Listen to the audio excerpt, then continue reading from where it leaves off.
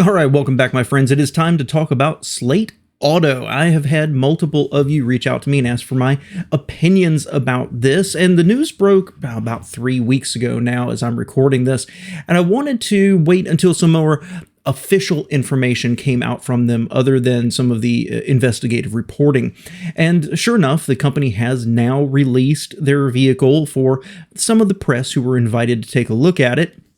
So in this video, I'm going to talk about the founding of this company, the specs on the vehicle itself, and then end with my opinion of it. Now, most of the articles, now that the news has broken, most of those articles are referring to it as a Bezos-backed automotive company or truck manufacturer. And yes, that's true. And certainly they're playing on his name and his fame, but he is just an investor in it. He's not necessarily the founder of it, but there's some tie-ups in between there.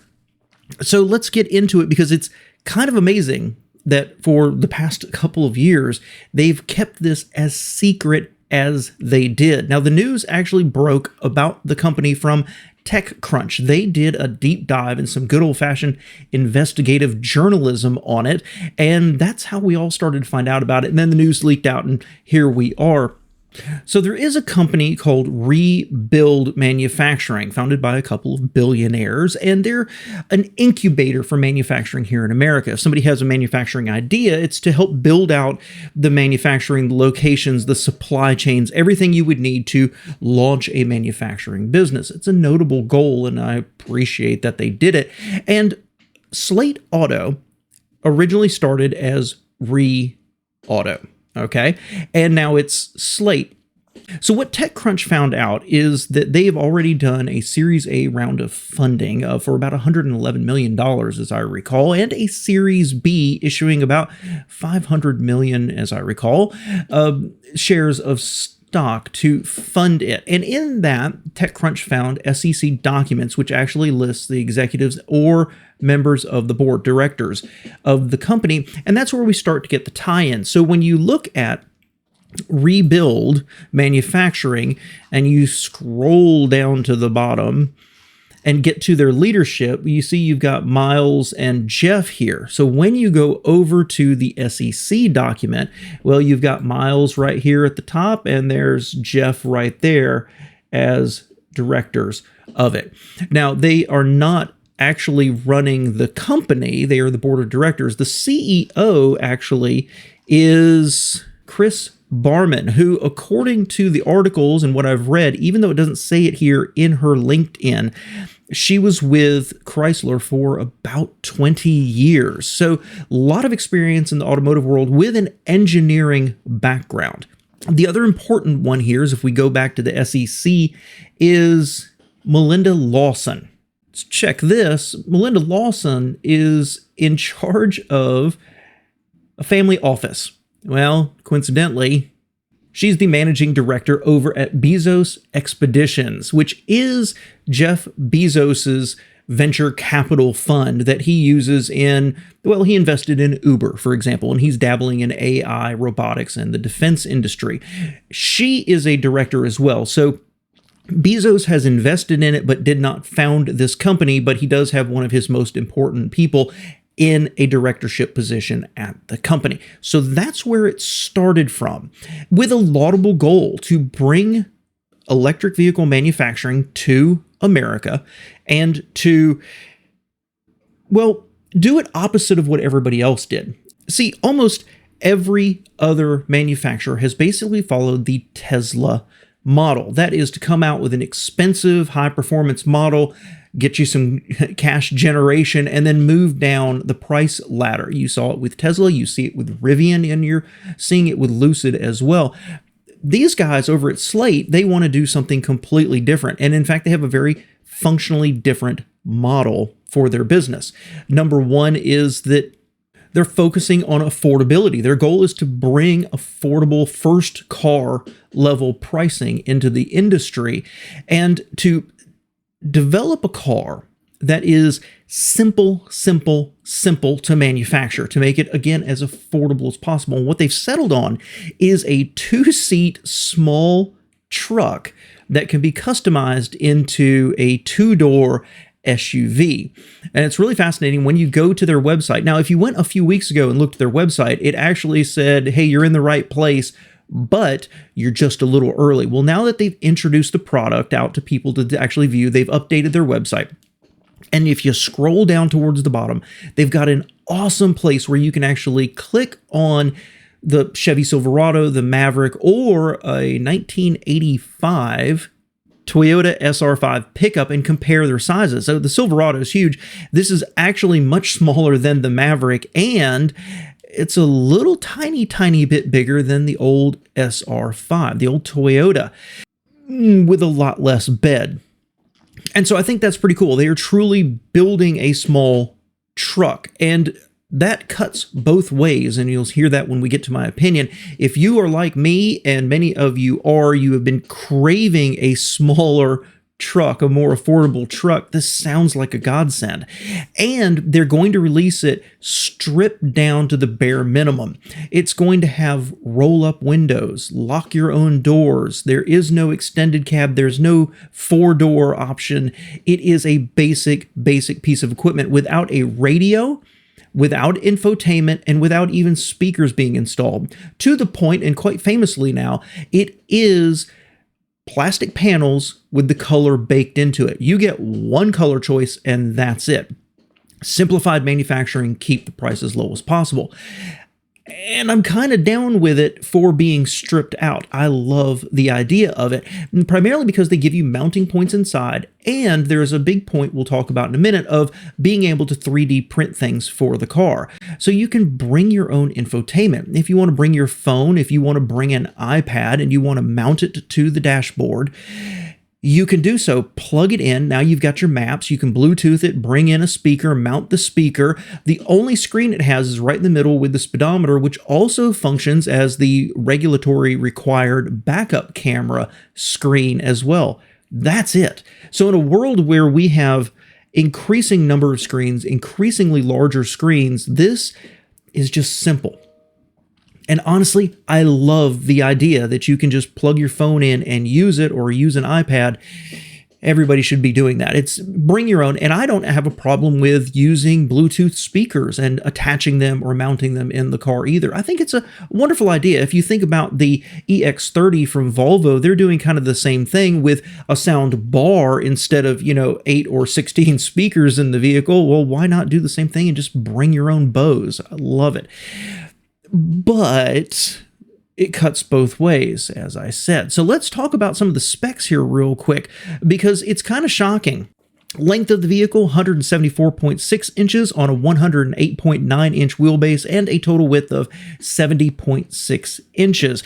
It has a payload, this is important, of 1,433 pounds, max towing of only 1,000 pounds. And it comes with a base battery of 52.7 kilowatt hours, good for about 150 miles of range, or you can upgrade to 52.7 kilowatt hours, which will give you an estimated 240 miles of range. They are using the North American Charging Standard port, and they are estimating under 30 minutes to charge from 20% to 80%. And this does only come in rear-wheel drive, good for 201 horsepower and 195 pound-feet of torque. Importantly, the bed. It's 60 inches long and about 50 inches wide above the wheel wells, meaning that it is about 6 inches longer of a bed than the Maverick, making it a little more useful. And so all of this really boils down to what could potentially be a very functionally sized truck. Exactly what people like me and others have been waiting for, a nice, small, affordable truck. But that's where it all starts to fall apart. They're estimating this truck is going to be about $28,000. Now, they can now advertise it as being an under $20,000 car because of the federal tax credit. But there's no guarantee that $7,500 is going to continue as a tax credit. So all of a sudden you're looking at a $28,000 vehicle. That's not exactly affordable. It is certainly much more affordable when the average truck sells for over $50,000, but this is a stripped out model without even a radio in the dashboard. Now, surely they're going to have abilities to upgrade, and because it's all one color, and that's where Slate comes from, it's a blank slate. Another source of the revenue they're going for is your ability to customize it or to buy apparel and things like that. So they're going to offer a variety of wraps, a variety of accessories that you can buy, including taking the basic truck and turning it into a two-door SUV, either with a more square-back functional look or sportier fastback model, which I think looks really, really awesome. But every single one of those is going to add more and more and more pricing to it. Now, looking at that $28,000, I fully believe that somewhere between $10,000 and $12,000 of that is probably the battery and the motors. But isn't part of the reason we're supposed to be moving to EVs is because they're simpler and more efficient? Well, they're still more expensive. I can't get past the simple fact that this thing only tows 1,000 pounds. It's a little bit, but about what a Honda Civic does. Its max payload is 1,400 pounds. That's not terrible, I guess, for a tiny, tiny little truck. But if those federal tax credits go away, well, it's now $4,000 more than a Honda Civic. If you don't like the comparison with a sedan, even though it has the same capabilities for less money, compare it to the Maverick. All of a sudden, a base level Maverick hybrid is about the same price as this thing, with 2 extra doors, 3-person seating back there, and a functional bed, and much better equipped.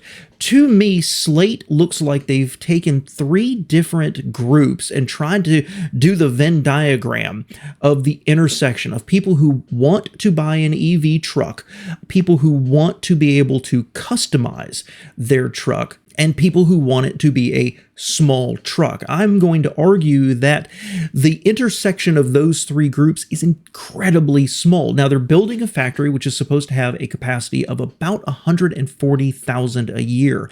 That's extremely ambitious because I think that the Maverick's best year so far with all of Ford's experience was about 136,000, I think, units.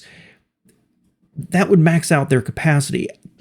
Bluntly, I think the Slate is either going to be a massive failure or a massive success, and I just don't see a lot of middle ground. I see a lot of companies like your Napa Auto Parts Delivery and people like that who are going to love this tiny little footprint of a truck.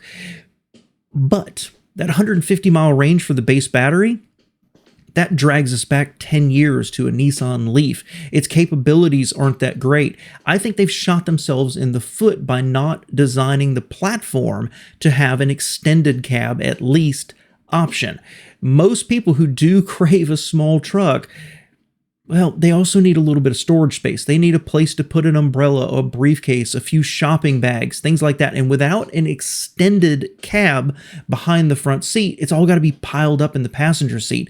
I think they have limited themselves. And while it's cool that you can turn it into an SUV, well, when was the last time you saw 2-door SUVs? They fell out of favor back in the 80s. So I think this is hitting a market that it doesn't exist anymore. There's a difference between wanting a small, affordable truck and just getting a small truck that's not affordable. The Slate does feel like they wanted to hit the sub $20,000 and then just added $7,500 on top of it, assuming the tax credit is going to be there. But the other part of it is I question the market for the customization side. Now, customizing your car is a big market out there, but if you're aiming for, let's say, 100,000 sales, what percentage of those people want to wrap their car? Because they're going to sell wrap, so you can turn it into something with great graphics on the side or change it into different colors. And one of the side points to that is for the used vehicle market. When you go to buy a used Slate 3 years down the road, if you don't like that it's red and you've always wanted blue, you just take the wrap off and you put a new one on, or you have it done. Well, I don't see how that's a benefit, because you could do that anyway. If you went and bought a used car, you could still have it wrapped. Every single aspect here is a way to say, here's our loss leader, and here's where you need to buy all these other things like electric windows and wraps and everything else, just driving your cost up at a price point I don't think it's the cheap option people are selling it for. If I can buy a Civic for less money that has the same towing, for example, or I can buy a Maverick that has approximately the same bed with additional back seats for roughly the same money, why get this? And have to spend more money to update it and customize it and add things to it, like a radio, right? That the Maverick and other competitors already would have. This is not a deal by any stretch. And so for those of us who want a small truck, this is not the answer. And if you want it to be a small, affordable truck, but the battery makes it too expensive, then why make it an EV to begin with? That's my feelings on it. I just don't know how much market there's going to be, but there's a lot of craving out there for small cars, and you can see it with people who are buying the imported 25 or 30-year-old K trucks from Japan, people who got excited about the Maverick because it was finally right-sized. The question I have, is this going to be a runaway hit or a total turd? I just don't know where in that Venn diagram the sales are actually going to come from. For me, yeah, I'm interested. If this was about $18,000 like a Nissan Versa, oh, I'd be very, very interested, even though it doesn't have an extended cab. But I think that 150-mile range might keep me away from it because I don't care about the towing capacity on a personal level. And having a small truck that I bomb around town in or go to the grocery store or go to Home Depot, sure. But if I only have one vehicle, I want to be able to take it somewhere. And what I don't have is how much information, how much it's going to cost to add that bigger battery pack in for what is 240 miles. Still not terribly competitive in my mind. Let me know what you think below. Thanks for being here, my friends.